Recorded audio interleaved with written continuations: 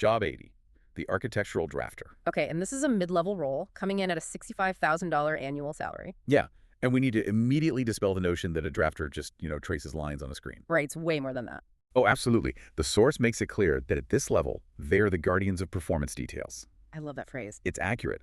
They're the ones actually checking the insulation continuity, ensuring the airtightness notes are correct, and annotating the thermal breaks. Okay, let's unpack this for a second because that phrase, guardian of performance details, is perfect. It's sort of like the continuity editor on a movie set. Oh, that's a great analogy. Right. Because if an editor misses that an actor's glass is full in one shot and empty in the next, the scene loses its illusion. Yeah, the viewer notices immediately. Exactly. So in architecture, a thermal break is essentially a piece of low conductivity material placed between highly conductive materials like steel beams. Because heat desperately wants to travel through that steel. Right, from the warm inside to the cold outside.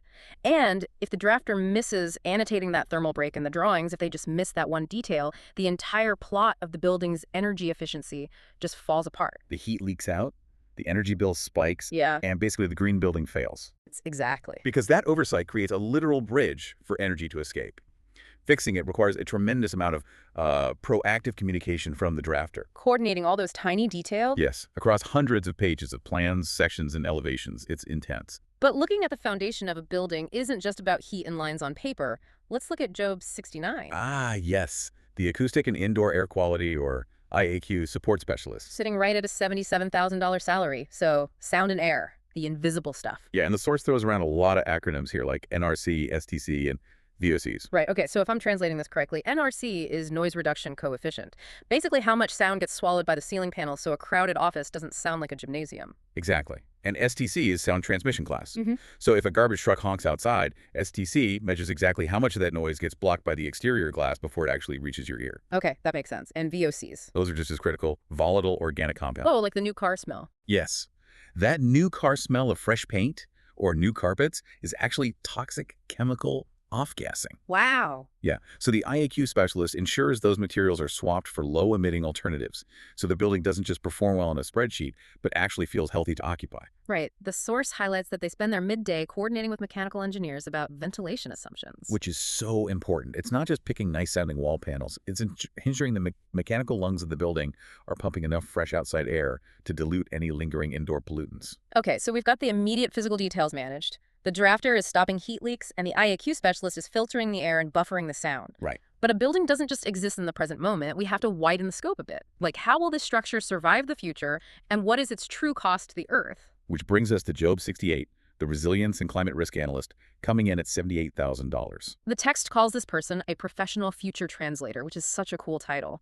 It really is. Yeah. Because they are looking 10, 20, even 50 years ahead at heat waves, floods, and cascading power outages. Right, but I mean, anyone can hand an architect a scary weather report. Exactly. The actual skill of this role is pinning those probabilistic risks to specific design levers. Okay, wait, explain pinning a risk. It means bridging the gap between abstract climate science and actionable structural choices. Oh, I see. So pinning a risk to a design lever means taking a 50-year flood projection model and saying, because of this specific watershed data, we have to raise the finished floor level of the lobby by exactly 18 inches. You nailed it. Or looking at a future heatwave projection and mandating a specific battery backup capacity. Just to ensure the building doesn't become a lethal oven during a grid failure. Exactly.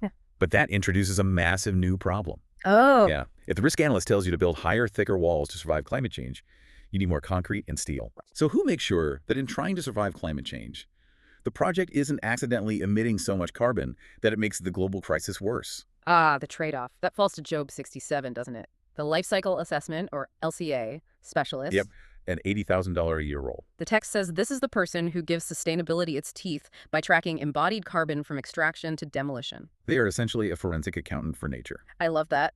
Just like a financial auditor tracks a missing dollar through 10 different shell companies, the LCA specialist tracks the carbon emissions of a single steel beam back to the diesel truck that transported it, the factory that smelted it, and the quarry where the iron was originally mined. It's exhaustive work. And the text mentions they crunch EPDs, environmental product declarations. Right. I look at an EPD as basically a nutritional label for a building material. That's exactly what it is. Like, instead of calories and sodium, it lists greenhouse gases and ozone depletion. But there's a catch. The text also mentions a requirement to protect the integrity of comparisons using equal functional units. Equal functional units. That sounds complicated. Well, that concept is really the only thing standing between a real green building and pure corporate greenwashing. Oh, wow. So Without an LCA specialist defining those equal functional units, a design team might look at two EPDs and say, hey, this wooden beam has way less carbon than this steel beam. Let's use wood. Which sounds great on paper. Right, but wood is generally weaker than steel. You might need 3 times the amount of wood to support the exact same ceiling span. Oh, so you have to multiply the carbon footprint of the wood by 3 to get an honest comparison. Exactly. If you don't use that functional unit, the actual load-bearing capacity, you're just playing a mathematical trick. And the LCA specialist prevents those tricks. Yes, they ensure you are comparing apples to apples, structurally and environmentally. It makes low carbon a mathematically traceable reality, not just, a marketing slogan. That is wild. Okay, so we know the carbon cost and we know the climate threats. Now the team actually has to design the physical shield that protects the people inside from those elements. Which brings us to Job 66, the building envelope or facade analyst at $82,000. The envelope. The source describes this as one of the highest leverage roles in all of environmental architecture. It really is. They manage the boundary where heat, air, moisture, and sound literally collide.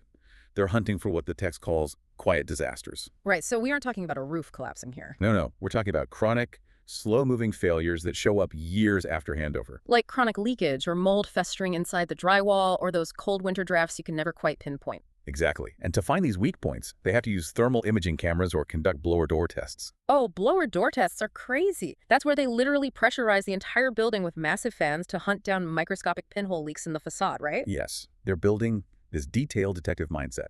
But sealing a building up that tight, making it perfectly airtight, creates a severe architectural friction with the very next role on our list. Oh, the friction is real. Job 65, the Fire and Life Safety Coordinator at $83,000. The protector of survivability. Right. They manage safe egress, smoke control, and fire ratings. And the source specifically points out that this role has to figure out smoke management under much tighter envelopes. Which goes right back to the scenario we started with. The sustainability goals are actively fighting the survivability goals. It's a huge paradox. Because the envelope analysts just turn the building into a perfect airtight thermos so it doesn't leak heat. But if a fire starts on the 5th floor, the smoke literally can't naturally escape. The building is just too perfectly sealed. So the fire safety coordinator has to design mechanical exhaust pathways or pressurized stairwells that activate only during emergencies. Without compromising the envelope analyst's daily air tightness metrics. Exactly. And furthermore, they have to deal with the LCA specialists' sustainability choices, like mass timber. Right, because everyone loves mass timber for its low carbon footprint. But from a life safety perspective, Yeah. building a high-rise out of wood introduces incredibly complex fire strategies and compartmentation rules. Wow, so they have to keep the project legally compliant without killing the green design spirit. It is a constant tug of war. Okay, so we've built this incredibly complex, airtight, fire-safe, carbon-accounted box. Now, the list transitions from the harsh technical barrier of the walls to how the site interacts with nature outside and how the interior interacts with humans inside. Let's look at Job 64, the Landscape Integration Coordinator, earning $84,000. Okay, so landscape. We have to completely redefine what landscape means in environmental architecture, don't we? Absolutely. It is not decorative. It is, as the source states, performance infrastructure. Which is a huge misconception. People usually think of landscaping as picking out pretty bushes and deciding where the tulips go. Right, exactly. But here, it is literally about water and heat mitigation. It's about reducing the actual physical load on the building. Like, if they use permeable pavers instead of solid concrete, rain absorbs into the ground instead of overwhelming the city sewers. Yes, and they're also fighting the urban heat island effect. Oh, right. By aggressively using canopy shading and reflective vegetation, they can actually lower the ambient air temperature immediately surrounding the building by a few degrees. And if the microclimate around the building is cooler, the mechanical air conditioning doesn't have to work nearly as hard. Precisely. The landscaping is doing the heavy lifting for the HVAC system. Which perfectly sets up the experience inside the building. Job 63, the Interior Environmental Quality Specialist, or IEQ, $85,000. The list calls this the human-facing proof of sustainability. And the source drops a really profound insight here. It says, if a building is net zero but feels awful to inhabit, the story collapses. That is so true. This role ensures that sustainability doesn't become a miserable trade-off disguised as a virtue. Because you could build a hyper-efficient building with tiny windows and perfectly sealed airflow. It would score perfectly on the Energy Modeler spreadsheet. But the humans inside would be sitting in a dark, stuffy box. Exactly. Yeah. So to prevent that, the IEQ specialist maps out daylight glare to ensure sunlight reaches the desks without blinding people, Right, because if there's glare, people just pull the blinds down and turn on the artificial lights. which completely defeats the energy-saving design. Wow. So they manage thermal comfort, lighting, and humidity, so the daily experience of the occupants is actually enhanced by the green design. But that brings us to a massive logistical nightmare. Oh, boy. Think about it. Right. You have the IAQ person fighting for fresh air, the LCA person crunching carbon, the envelope analyst sealing the walls, the fire coordinator planning escapes. the landscape person planting shade trees, and the IEQ person adjusting the window blinds. It's chaos. Who wrangles all of their conflicting output into a certified buildable project? We need integrators. Job 62, the Louisiana Well Project Administrator, $86,000. Here's where the chaos gets managed, because the source describes this role as a sustainability air traffic controller. And they aren't just filing administrative paperwork.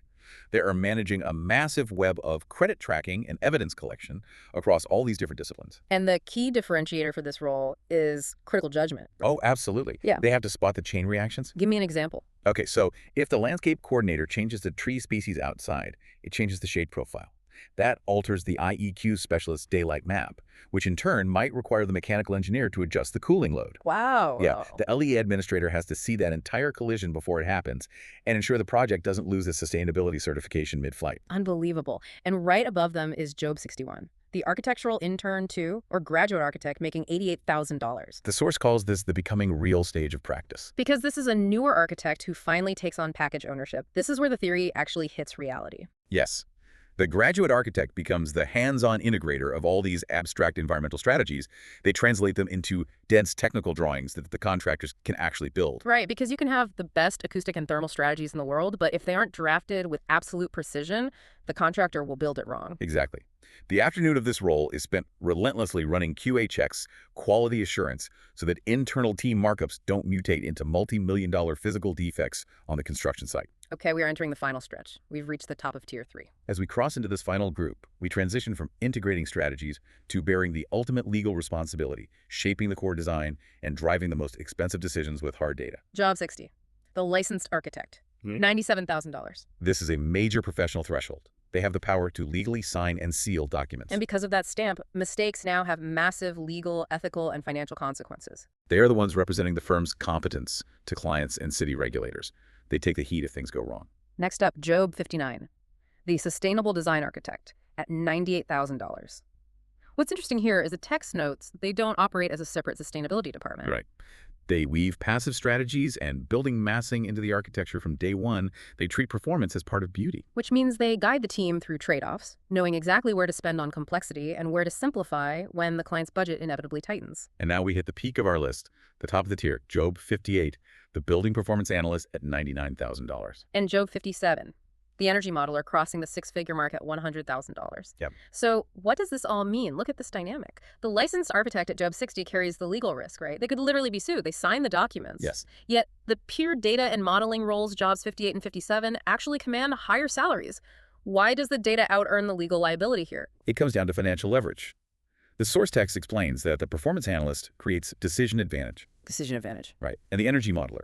The source explicitly states they are the person people trust when decisions are expensive and outcomes matter. Especially regarding HVAC strategies and electrification pathways. Exactly. To understand why they get paid $100,000, you have to picture what an energy model actually is. It's not just a spreadsheet. No, they build a complete digital twin of the skyscraper in a software program. A digital twin. Yeah. They input 30 years of local weather data, the exact path of the sun, the heat given off by 1,000 laptops, and even the breathing of 1,000 office workers. That's insane. And then they run an 8,760-hour simulation every single hour of a year. And they watch how the digital building heats up and cools down. Wow. So that simulation is the financial bedrock of the entire project. Completely. Because if the energy modeler is wrong, the mechanical engineers might oversize the massive HVAC system just to be safe, which costs the client $2 million unnecessary dollars in equipment. Or worse, they might undersize it. Right, resulting in a glass tower that physically cannot cool itself in July. So they command that salary because their digital twin prevents catastrophic financial waste in the real world. Spot on. Synthesizing this whole journey, going down this list, one by one, from Job 80 to 57, it really shatters that opening illusion. Oh, entirely. A modern green building is clearly not the work of a single genius sketching on a napkin. It is a massive, interconnected web of data analysts building digital twins, risk translators planning for floods, envelope defenders hunting pinhole leaks, and detailed guardians stopping thermal bridges. Every single role we discussed is a vital organ in the anatomy of a high-performance building. The complexity is just staggering, but it is entirely necessary to build structures that don't destroy the environment or the people inside them. It really is. So, to you listening, the next time you walk into a perfectly temperate, naturally lit, quiet, fresh-smelling building, take a second to look around. Think about the army of specialists. Yeah. Think about the $65,000 drafter who ensured the thermal break was drawn right, all the way up to the $100,000 energy modeler who ran the simulations so the air conditioning wouldn't bankrupt the city grid. They all fought for that comfort you're experiencing.